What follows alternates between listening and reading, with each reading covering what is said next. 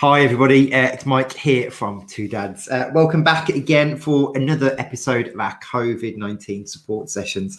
Today's a little bit different in the sense that we've kind of moved out of slightly of the fertility world, and I'm looking at another area that is still linked to family and to children. And I'm going to be talking to a paediatric physiotherapist by the name of Jack Mantle. Now, Jack qualified as a physiotherapist from Coventry University in 2013. So from 2013 to 2019, he worked in the NHS, specialised pretty much in exclusively paediatrics. And having accumulated over 6 years clinical experience of working with children, young people and their families, Jack has developed developed into a highly knowledgeable paediatric physiotherapist. Now he works autonomously and collaboratively as part of a multi-disc team, and he prides himself on just the way he communicates and just the way he behaves generally, timely manner and his integrity. And I know him personally, which is why I'm speaking quite personally about him now. So around about a year ago, Jack took up a part-time role as a clinical specialist physiotherapist for a UK charity called the Movement Centre that you may have seen Two Dads promote a little bit about previously. This allowed him and his work to venture into the independent and third sector as a specialist children's physiotherapist. And also he has his own independent business, which is JEM Physio Physiotherapy. So I am delighted to be welcomed by a friend of mine and a great bloke, Jack Mantle. How are you? Hi, Mike. I'm good, thanks. You okay? Yeah, I'm good, thank you. It seems to be getting warmer each day, and this room I'm in is just like not the day to be wearing 2 layers, weirdly. No. So we've got a number of questions we're going to run through, and like I said, it's a little bit different format today because we've been we've been sticking to the fertility industry. But I wanted to talk about what you do is that there's obviously an initiative that's coming up this month on the 26th of April, which is the 2.6 challenge, which is all there geared to support charities, which is obviously it's from the organisers of the London Marathon, because obviously that's not taking place.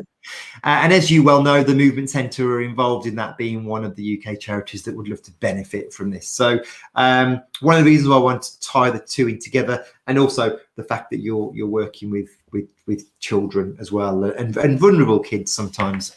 Yeah, definitely. So tell everybody and myself how you're finding the children you're working with currently, and how they're understanding lockdown at the minute. I mean, I think on the whole, their understanding's been relatively good, really. Understandably, at the same time, it's been a bit varied, but that the same goes for adults as well. So I know, talking to my partner and friends and family, everyone's in the same boat, really. We're in unprecedented times where everyone from time to time can be a little bit unsure. There's been lots of really good resources that I've been trying to share online through my platforms that can help to educate children on the coronavirus in obviously much simpler terms. So that might be guides for children with learning disabilities or autistic spectrum disorder. So it's got more visual aids, some Makaton downloads as well, or short stories where you can have like interactive pages. So it might be a blank face that the child can then draw their emotions or their understandings on, and then it means that you can gauge how they're feeling about things and cater to them. The other one was Alex Sheffer, who did a Gruffalo illustrator. He even did a free book. So like things like that, really good to get your children a bit more understanding then. But as I said, it's been quite varied. So I've had some children obviously disappointed that they've been preparing for their studies and their exams. Others who maybe suffered with a bit of anxiety previously anyway. So something like this can be an exacerbation of that. But they've benefited then from like some remote consultations where they've had that opportunity to express how it is they're feeling. And then at the opposite end of the spectrum, I've had some children who are just seeing the situation similar to the summer holiday. So accepting the travel, they're loving it. They're coping pretty well. They're at home. I'm not sure if mom and dads are all coping as much, but yeah, they're loving it. So I think that going back to what I said before, like about adults being affected by it as well, early on there was like a really big impetus on homeschooling, parents trying to fit in this education that the child's going to be missing out on, and at the same time they're going to have been stressed and anxious, tired as well. And I think it's fair to say that a stressed and anxious, tired parent's not going to teach a stressed and anxious child. So I tried to strip back a lot of what I did and what I was sharing about just going back to basics with the children. So just connecting with them, doing things that they enjoy at their pace. You're missing out on 7 hours odd a day with your child, getting to know what it is that makes them tick, how they like to do things. And I saw a really good quote the other day from John Holt, who wrote the book on how children learn, and he'd said children need what we rarely give to them at school, and that's time for messing about, because that's where you ultimately do learn from, through that kind of trial and error. So sorry to all the parents out there, but that's the approach that I've been encouraging. I'll pass your mobile number out at the end so you can just receive a shed load of views. No, I agree. So you work at the movement centre a few days a week, is it? It's 3 days. So Tuesday, Wednesday and Thursday I'm at the movement centre. Okay. And they're based in Oswestry, is that correct? Yeah, that's right, Shropshire. So they're at the Robert Jones Agnes and Orthopaedic Hospital. They're on the site there, yeah. Okay. But it's a separate entity. Yeah, fine. And you're furloughed then at the moment. So how has that been? Yeah, so I mean the specialist therapy that we offer at the movement centre, it combines physiotherapy but also the use of a standing frame, and we often then need engineers to come and adjust that. So especially with all the government advice, unfortunately, we've had to temporarily close that down. And like for myself, as I said before, it's just been surreal, really. It's every day I've almost felt like I'm in a movie. As time's gone on, you're thinking, oh, okay, it's all going to stop now and go back to how it was. But it's been a bit. When you do a very interactive, hands-on. When you're a physiotherapist, and to then having to do physio through video or over the phone, it must feel so alien. Yeah, so I've found it kind of particularly difficult because I'm really people orientated. So even at work, if the children, before the children have come, I'm in the offices saying to people, what are you up to today? Bouncing off one another, coming up with ideas to then work collaboratively on. So I found it hard to be at home and WhatsApping people and saying, how's this? How are you doing? How are you doing with the other? Because we're a charity, I have been able to kind of volunteer some of my time. So even though I'm furloughed, especially like you said about the 2.6 challenge, that's something that I'm keen to be involved in as part of the movement centre, to try and help fundraise so that once all of this is settled, it means that hopefully we're in a better position to kind of kick on and carry on where we left off, essentially. Yeah. It's also meant that I can focus a bit on JEM Paediatric Physiotherapy as well. So I've had time to do things that I would otherwise kind of say I haven't got the time to do. So updating my social media, trying to do those posts, and as well as then incorporating some remote working. So like you touched upon, doing physio like this through the screens, a bit like Joe Wicks on the telly. I said to someone the other day, stole my thunder a bit, but yeah, doing similar with it. You're the Joe Wicks of the physio world, then. Yeah, maybe. I'm not sure how he thinks. Yeah. Yeah.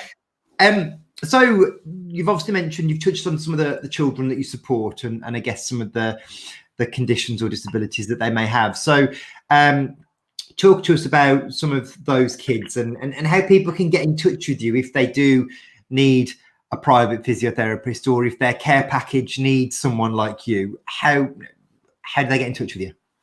Yeah, so I mean, the children that I support can be really varied, and even with the conditions that they have, no two children are ever going to be the same. What makes everyone beautifully unique and individual. But I can see some conditions that are really early onset. So it might be plagioccephaly, to do with like the head shape of a child when they're much younger.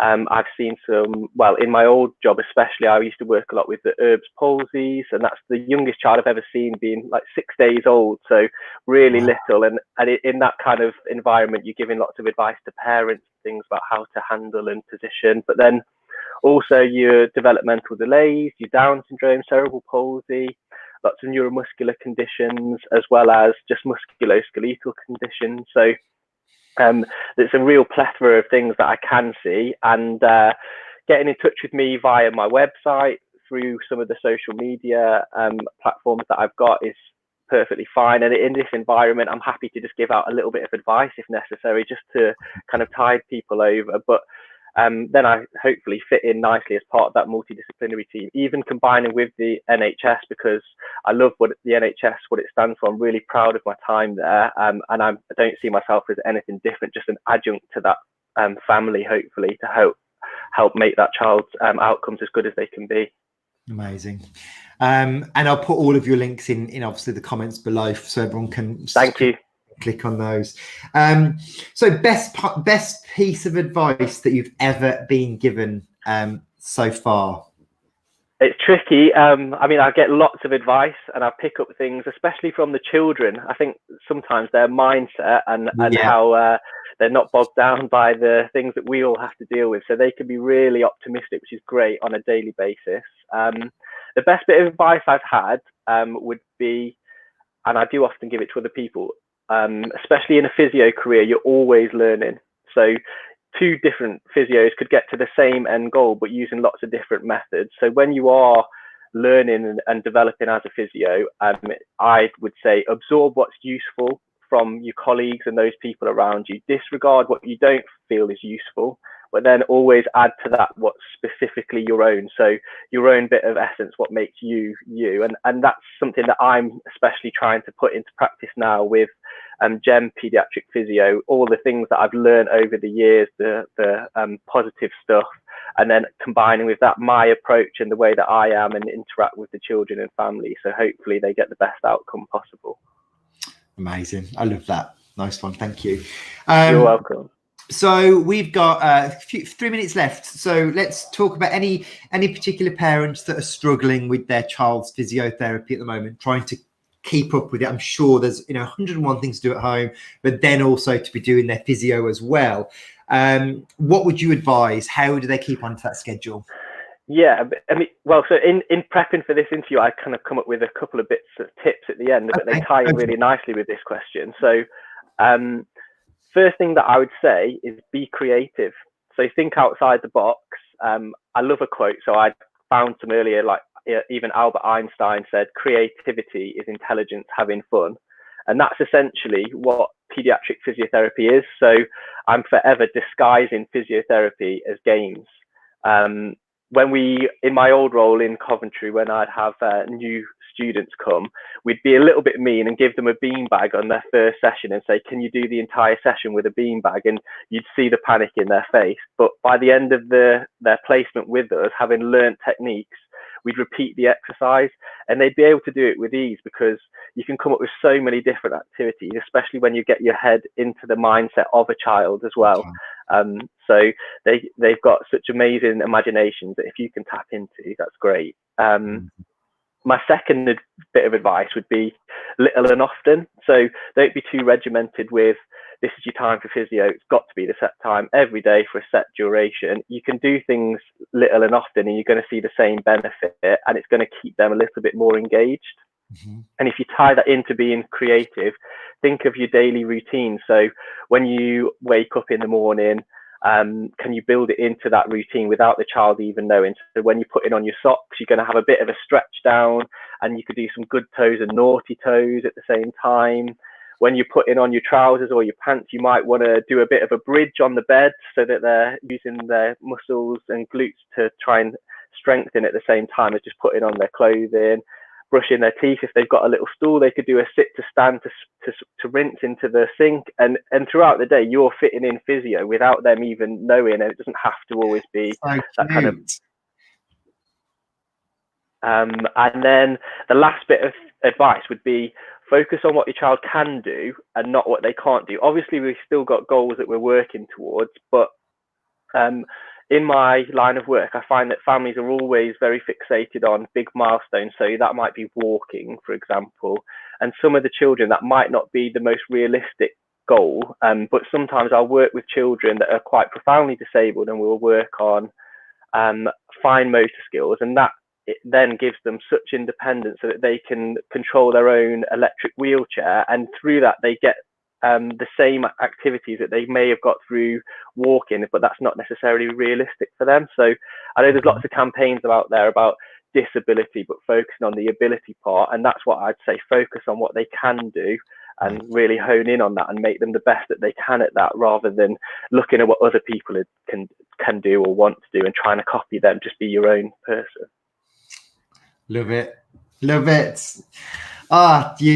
It's so and again, anyone that's watching this, what's really nice about this is that I've known Jack since he was about 8 years old, and now he's a fully fledged, grown-up, serious, sensible, amazing paediatric physiotherapist, and it's just so lovely hearing you're such an incredible physio, and the work that you do in your sector is just admirable. So not only is it a pleasure to know you, it's lovely to hear all of this, because your knowledge and your thank you very much. Feedback is just lovely, mate. So well done. I love to share it.